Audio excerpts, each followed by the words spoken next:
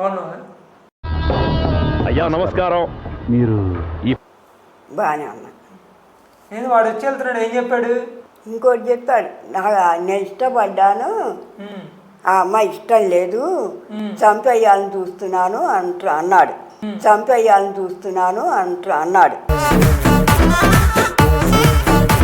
అవునా? ఎందుకంట? ఏమో మరి. ఏమిరా బాలరాజు, ఏమిరా ఉపయోగం దేశానికి నీ వల్ల? ఏమో మరి. మరి నువ్వేం చెప్పా? నేను అన్నాను, మరి నీకు ఇష్టం, నువ్వు ఇష్టపడ్డావు, ఆ అమ్మాయిని నేను చూడలేదు కదా, అంత కేసుకు వస్తుంది, వద్దు ఆ పని చెయ్యొద్దని నేను అన్నా. నేను వస్తాను బాబు. అవునా? ఇది కాకపోతే ఇంకోటి అవుతుంది. మా ఇష్టం లేనప్పుడు దేవుడు పెట్టిన దానికి ఏం చేస్తా, దేవుడు అట్లా రాసి పెట్టాడు.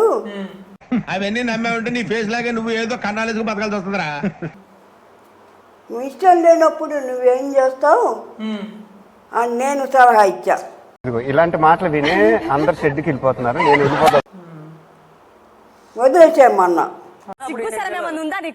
చాలా బాధపడుతున్నాడు, అందుకని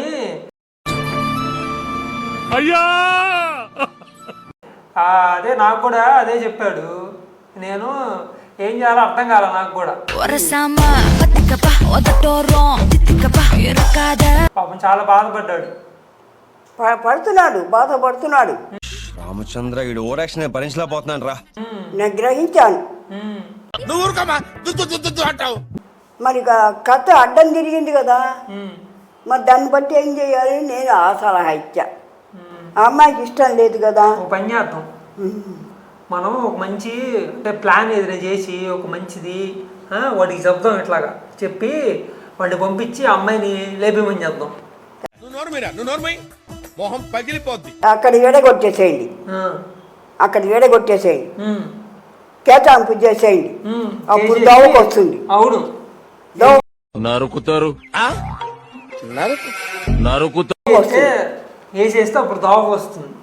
అది మరి నువ్వు కూడా వస్తావు. నువ్వు అనుకున్న దానికి జరుగుతుంది, కేటాంపు చేసేసేయండి, ఏదో చేసేయండి అని నేను అన్నా. ఏమైందిరా నీకు? ఎందుకు ఎప్పుడు అట్లా చిరాకు పడుతుంటావు? వెయిట్ చేసిందా? అరే కారాపరా లస్సీగా మరి నువ్వు కూడా వస్తావు మాతో, వేసేద్దాం. ఇవాళ రాత్రికి వెళ్దాం, వెళ్ళి వేసేద్దాం. సరేనా?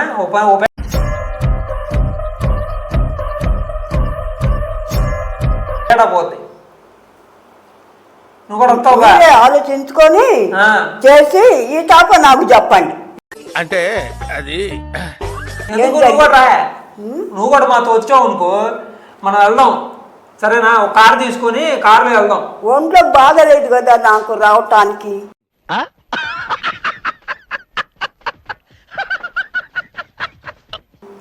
ఏమైంది?